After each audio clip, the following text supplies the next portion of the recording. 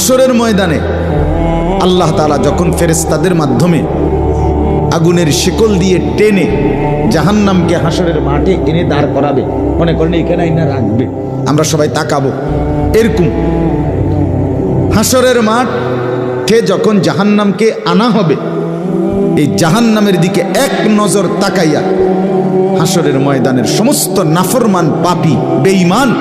আবারও বলবে আল্লাহর কাছে, রব্বানা আখিরনা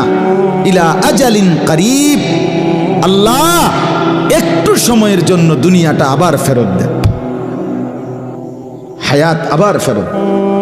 সময়গুলো আরেকবার দেন, আরেকটু সময় দেন, নজিব দাওয়াতাক,